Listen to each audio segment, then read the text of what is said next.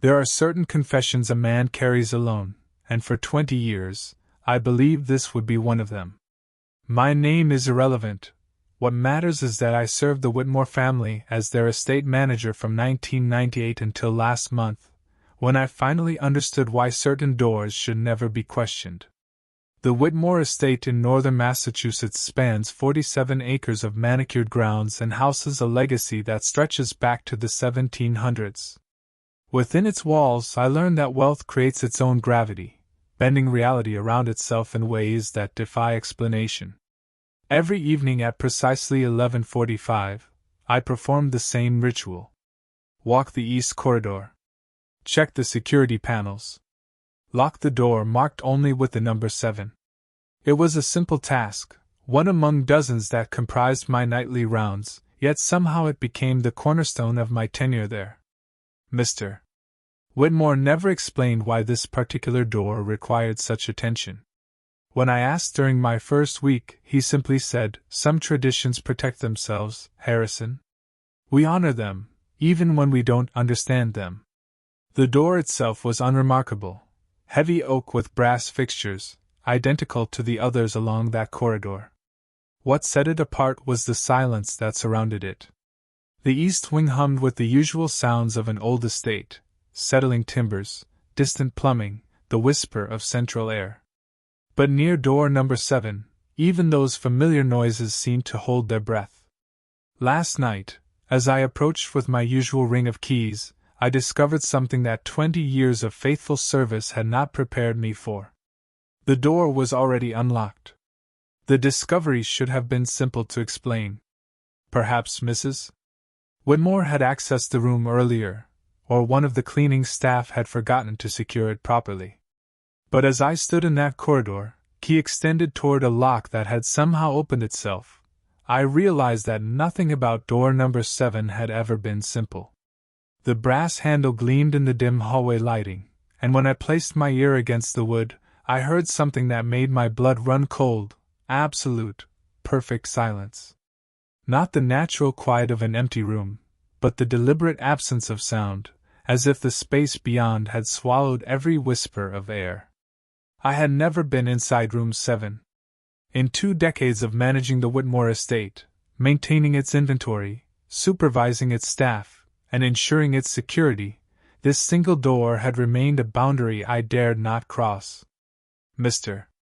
Whitmore's instructions had been precise: lock it every night, never enter it, and ask no questions about what lay beyond. The monthly stipend he added to my salary for this simple task suggested its importance, though I never inquired about the amount or its justification. Standing there last night, I recalled the only time I had seen the room's interior. It was during my 2nd year of employment, when a water leak in the adjacent bathroom required emergency repairs. The door had been left ajar while contractors worked, and through the narrow opening, I glimpsed white walls, hardwood floors, and a single chair facing the far window. Nothing more.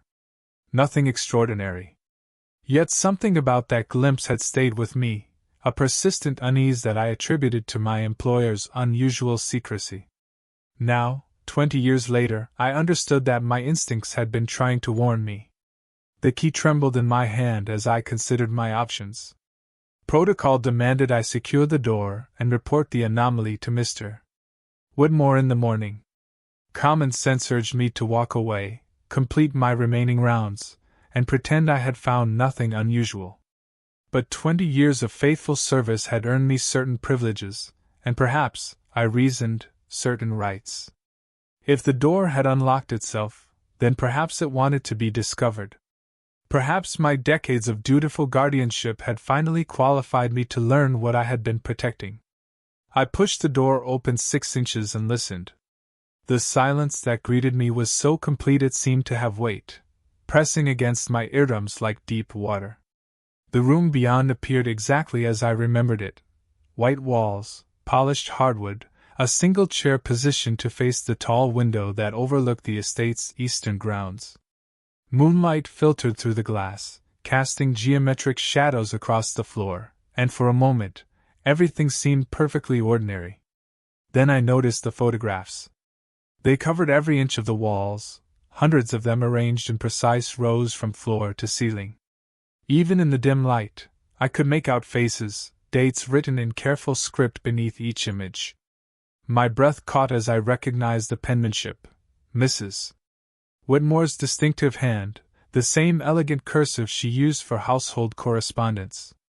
But these photographs were older than her marriage to the family, older than the estate itself.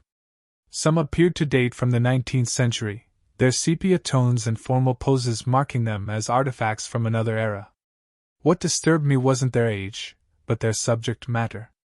Every single photograph showed the same face, the same man, across decades that should have been impossible. The face in the photographs belonged to a man of perhaps 35 years, with sharp features and eyes that seemed to follow my movement even in the static images.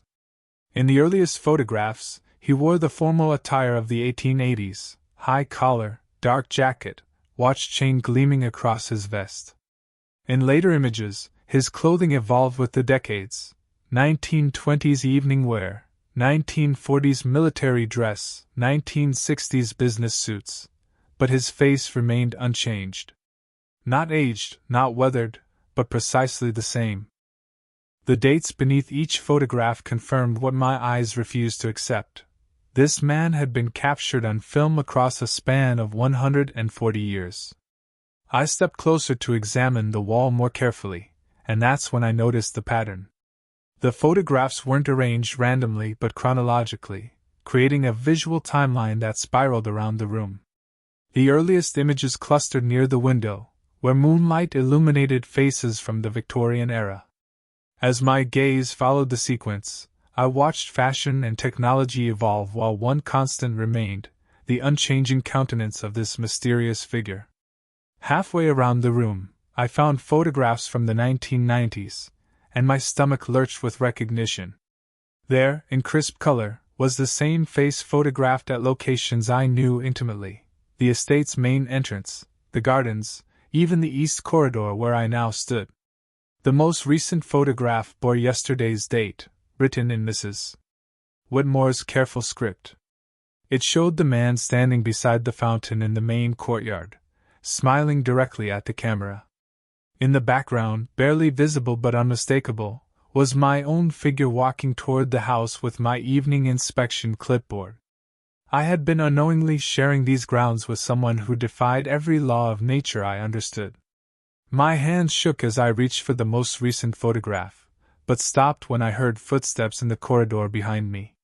Slow, deliberate steps that echoed against the marble floor with the measured pace of someone who had no need for stealth. I turned toward the door, expecting to see Mr. or Mrs. Whitmore investigating the disturbance, but found myself facing empty hallway. The footsteps continued, growing closer, yet no figure appeared in the door frame. "Harrison," a voice called from somewhere in the darkness. It was neither male nor female, either young nor old, but carried the weight of decades in its tone. "You've been faithful. You've earned this moment." I pressed myself against the far wall, surrounded by the impossible photographs, as the footsteps entered the room. They circled the chair in the center of the space, each step distinct and purposeful, before coming to rest directly in front of me. The air grew cold, my breath visible in small puffs, though the estate's heating system had been functioning perfectly moments before. Then, slowly, as if emerging from deep water, a figure began to materialize in the moonlight. It was him. The man from the photographs, wearing the same dark suit I had seen in the most recent images. His smile was gentle, almost apologetic, as he studied my terrified expression. When he spoke, his voice filled the room despite barely rising above a whisper. "The Whitmore family has kept their bargain for 6 generations," he said, settling into the chair with fluid grace. "Every night someone locks this door. Every night I remain contained within these walls. But tonight, Harrison, something has changed. Tonight, the lock no longer holds me." The figure leaned forward in the chair, and I could see that while his form appeared solid, the moonlight passed through him in subtle ways, creating shadows that didn't quite align with his movements. His presence filled the room with an energy that made the hair on my arms stand on end, yet his manner remained conversational, almost friendly. "You're wondering about the photographs," he said, gesturing toward the walls with a hand that seemed to flicker between substance and transparency. "Mrs. Whitmore documents our encounters faithfully. It's part of the agreement, proof that the compact remains honored. For 163 years, the Whitmore family has provided me with shelter, sustenance, and most importantly, containment." I found my voice, though it emerged as barely a croak. "What are you?" His laughter held no malice, only a kind of weary amusement. "I am what remains when a man refuses to accept the boundaries of mortality. Charles Whitmore, the first of his line to build upon this land, sought power beyond death. He found it, but not without cost. I am that cost, Harrison. I am what he became when he traded his humanity for permanence." The temperature in the room continued to drop, and I could see frost beginning to form on the window glass. Yet the cold felt different from winter's bite. It carried an emotional weight that seemed to draw warmth not just from the air, but from hope itself. "The ritual that binds me requires consent from someone who serves this house faithfully. For 20 years, you have locked my door, unknowingly participating in the ceremony that keeps me confined. But tonight, the agreement changes. The current Mr. Whitmore is dying," the figure continued, his voice carrying the weight of inevitability. "Cancer of the lungs, diagnosed 6 months ago. He has perhaps 3 weeks remaining, and with his death, the bloodline that binds me to this property will be severed. Unless, of course, a new compact can be arranged." I pressed harder against the wall, trying to understand the implications of his words. The photographs around me seemed to pulse with their own light, decades of documentation bearing witness to this impossible conversation. What kind of compact? Charles Whitmore, for I now understood this was indeed the estate's founder, stood from the chair and walked to the window. His reflection didn't appear in the glass, yet his presence somehow darkened the view beyond. The original agreement was simple. My descendants would provide me with sanctuary, and I would ensure their prosperity. Every generation has honored this bargain, adding to the family fortune through means they prefer not to examine too closely. The Whitmore wealth didn't come from cotton or shipping, Harrison. It came from me. Outside, I could see the estate's grounds bathed in moonlight, peaceful and serene. It seemed impossible that such darkness could exist within these elegant walls, that generations of privilege had been built upon something so fundamentally wrong. And now? Now the bloodline ends with a man who has no children, no siblings, no living relatives to inherit this responsibility. The compact requires renewal, or I will be free to walk these grounds as I please. Free to expand beyond these walls, to seek new arrangements in the wider world. He turned back to me, and his eyes held depths that seemed to swallow light. Unless someone else agrees to take on the burden. The implications of his words settled over me like ice water. 20 years of faithful service, 20 years of unknowingly participating in some unholy ritual, had brought me to this moment of terrible choice. I thought of Mr. Whitmore's increasingly frail appearance over the past months, his unexplained absences for medical consultations, the way Mrs. Whitmore's eyes had grown hollow with worry. The family's decline suddenly made horrifying sense. "You want me to replace him," I whispered, the words scraping against my throat like broken glass. "You want me to become the new keeper of this arrangement." Charles nodded, his form growing more solid as he spoke of the bargain. "You understand the estate's rhythms better than anyone. You know every room, every corridor, every secret the walls contain. You've already been guarding my door for 2 decades. The transition would be seamless." I looked around at the photographs, at this archive of encounters spanning generations. Each image represented a moment when someone had stood in this room, had faced this same choice. "What happens to those who agree?" "They prosper," he said simply. "Wealth beyond imagination flows to those who honor the compact." The Whitmore fortune would become yours, along with the responsibility of ensuring my containment. You would live well, Harrison. Very well indeed. And if I refuse? His smile faded, and the temperature plummeted another 10 degrees. Then I walk free for the first time in over a century. I explore the world beyond these grounds, seek new arrangements with new families. The age of the internet makes finding suitable candidates so much easier than in previous eras. The threat hung in the air between us, unspoken but perfectly clear. I thought of other estates, other families, other faithful servants who might find themselves in positions similar to mine. The idea of this entity spreading its influence beyond the Whitmore grounds filled me with a dread that ran deeper than personal fear. How much time do I have to decide? I asked, though part of me already knew the answer. The choice must be made before Mr. Whitmore's death. After that, the bonds that contain me will weaken beyond repair. He moved closer, and I could smell something like old parchment and copper on the air around him. But I sense your hesitation stems from incomplete understanding. Allow me to show you what the compact truly offers. He gestured toward the window, and the view beyond began to change. Instead of the moonlit grounds, I saw visions of the Whitmore family's history, ships laden with cargo that never appeared on any manifest, business deals concluded in rooms that existed only in shadows, investments that defied market logic yet consistently yielded impossible returns.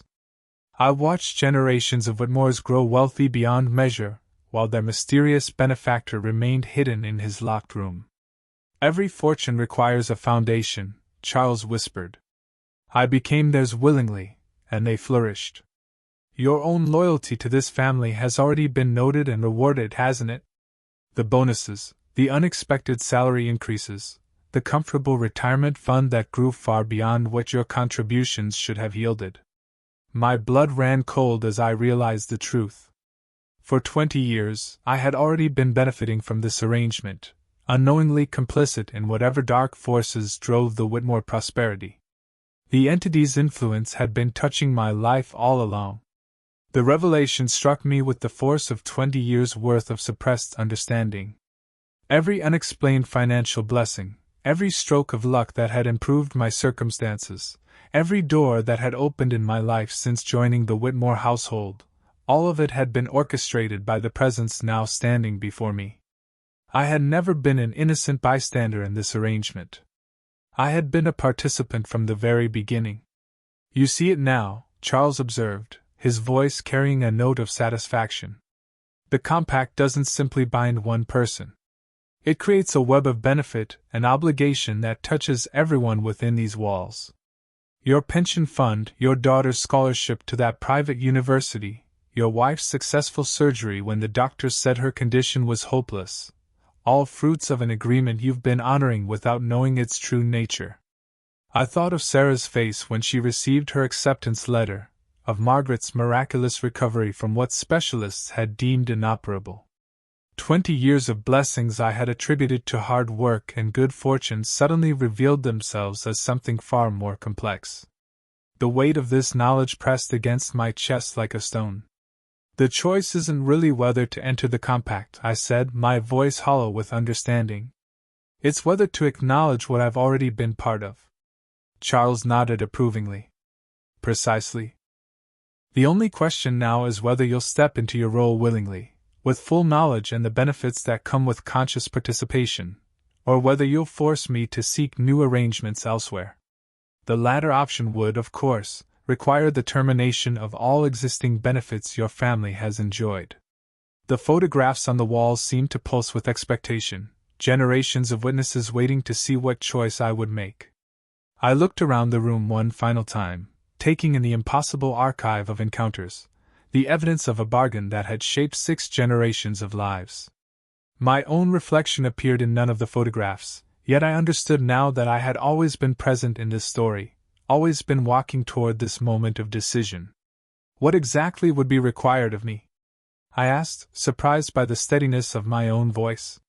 Continue as you have, Charles replied, settling back into his chair. Maintain the estate, guard this door, ensure my containment. The only difference will be your understanding of why these tasks matter. You'll become the heir to the Whitmore fortune, the guardian of the compact, the beneficiary of arrangements that span more than a century. I thought of Mr. Whitmore lying in his hospital bed, of Mrs. Whitmore's sleepless nights, of a family whose prosperity had come at a price they had learned to accept. Perhaps that was what wealth truly meant at this level, not just the accumulation of resources, but the willingness to bear the weight of how those resources were obtained. And my family? Will continue to flourish as they have, but with even greater abundance. Your daughter's career, your wife's health, your own longevity, all will be preserved and enhanced. The compact rewards loyalty, Harrison. It always has. I closed my eyes and made my choice. Not the choice I might have made 20 years ago, when I was younger and more innocent, but the choice of a man who understood that some doors, once opened, can never be closed again. When I opened my eyes, Charles was smiling. "Excellent," he said simply. "Then we begin tonight." That was 37 days ago. Mr. Whitmore passed peacefully in his sleep 2 weeks later, and the estate transferred to my care with a smoothness that suggested the legal documents had been prepared long in advance. Mrs. Whitmore moved to their villa in Tuscany, carrying with her a pension that will ensure her comfort for life. She kissed my cheek when she left, whispering only, "Thank you for understanding what needed to be done." Each night at 11:45, I still walk the east corridor and check the security panels. But now, instead of locking door number 7, I open it. Charles and I have developed something resembling a friendship built on mutual respect and necessity. He shares stories of the family's history, reveals the intricate ways he has guided their fortune, explains the delicate balance required to maintain our arrangement. I listen, learn, and slowly begin to understand the true scope of the responsibility I've inherited. The photographs on the walls now include images of me. Mrs. Whitmore's elegant script documents our meetings with the same careful precision she showed for 6 decades. I find a strange comfort in this continuity, in knowing that I've become part of a story larger than my own life. Tomorrow, my daughter graduates from law school at the top of her class. Next month, my wife and I will celebrate our 30th wedding anniversary with a trip to Paris she's always dreamed of taking. The compact keeps its promises, just as I keep mine. Some doors are never meant to be locked. Sometimes, they're meant to be opened by those brave enough to walk through them willingly, understanding that true prosperity requires the courage to face what dwells in the silence.